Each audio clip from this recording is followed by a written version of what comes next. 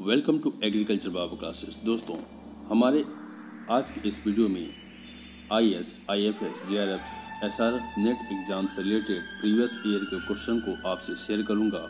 आप हमारे website www.agriculturebaba.com पर भी लॉगिन कर सकते हैं, जहां पर आपको एग्रीकल्चर से जुड़ी हुई सब्जेक्टिव जानकारियां और खेती बाड़ी से जुड़ी हुई जानकारियां आपको मिल जाएंगी। दोस्तों, आज का हमारा टॉपिक है दहेज प्रतिषेध अधिनियम 1961। दोस्तों, इस वीडियो में आपको UPSI, MPSI, बिहार SI और मध्य प्रदेश SI से रिलेटेड टॉपिक को आपको बताया जाएगा, ना कि ये पूरा डिटेल है। ये बस उतना ही बताया गया है जितना आपके एग्ज़ाम से रिलेटेड है। आइए टॉपिक पे चलते हैं। उद्देश्य: दहेज का लेना और देना रोकने के लिए इस अधिनियम को गणतंत्रता के 12वें वर्ष अधिनियमित किया गया था। धारा 1 के अनुसार नाम, विस्तार और प्रारंभ। इस अधिनियम का नाम दहेज प्रतिषेध अधिनियम 1961 है। इसका विस्तार जम्मू एंड कश्मीर को छोड़कर संपूर्ण भारत पर है। इस अधिनियम पर राष्ट्रपति की स्वीकृति 20 मई 1961 को दी तथा यह अधिनियमित या लागू 1 जुलाई 1961 से संपूर्ण रूप से लागू कर दिया गया था। धारा 2 के अनुसार दहेज की परिभाषा: दहेज से कोई ऐसी संपत्ति या मूल्यवान वस्तु आती है जो विवाह के समय, पूर्व या पश्चात या किसी समय पहला विवाह के एक पक्षकार द्वारा विवाह के दूसरे पक्षकार को, या दूसरा है विवाह के किसी पक्षकार के माता पिता द्वारा या किसी अन्य व्यक्ति द्वारा विवाह के किसी भी पक्षकार को या किसी अन्य व्यक्ति को उन पक्षकारों के विवाह के संबंध में या तो प्रत्यक्ष या अप्रत्यक्ष रूप से करार की गई कि उक्त संपत्ति दी जाएगी, लेकिन इसके अंतर्गत मुस्लिम विधि के अंतर्गत मेहर को नहीं लाया जा सकता है।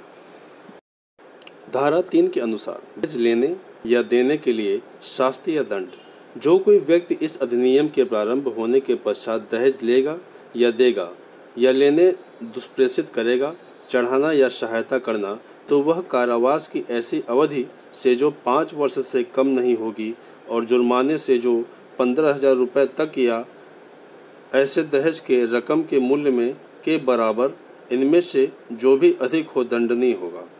भेद लेना या उपहार या देना इस अधिनियम के तहत दंडनीय नहीं है कि, लेकिन भेंट में दिए गए वस्तु का एक सूची बनाई जाएगी और भेंट रूढ़िगत प्रकृति नियमावली के अनुसार की होगी या वित्तीय सामर्थ्यता के अंतर्गत होगी।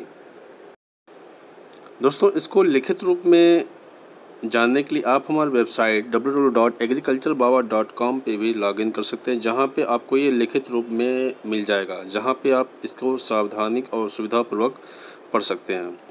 चौथा है दहेज की मांग के लिए शास्ति या दंड। यदि कोई व्यक्ति वर या वधू के माता पिता या संरक्षक या अन्य नातेदार से किसी दहेज का प्रत्यक्ष या अप्रत्यक्ष रूप से मांग करेगा, तो वह कारावास से जिसकी अवधि 6 माह से कम नहीं होगी, किंतु जो 2 वर्ष तक हो सकती है, और जुर्माने से जो कि 10,000 रुपये दंड से दंडित किया जाएगा। विज्ञापन पर पाबंदी: यदि कोई व्यक्ति अपने पुत्र, पुत्री या नातेदार के विवाह के प्रतिफल स्वरूप विज्ञापन किसी भी माध्यम से अपनी संपत्ति, धन, अंश, कारोबार, अन्य हित का प्रस्ताव करता है, तो वह ऐसे कारावास से जो 6 महीने से कम नहीं होगी किंतु 5 वर्ष तक हो सकती है, और जुर्माना जो कि 15,000 रुपये तक हो सकता है, दंडनीय होगा। धारा 5 के अनुसार धारा 5 में दहेज लेने व देने का करार शून्य होगा। धारा 6 में के अनुसार दहेज का पत्नी या वारिस के फायदे के लिए उपयोग होना दर्शाया गया है।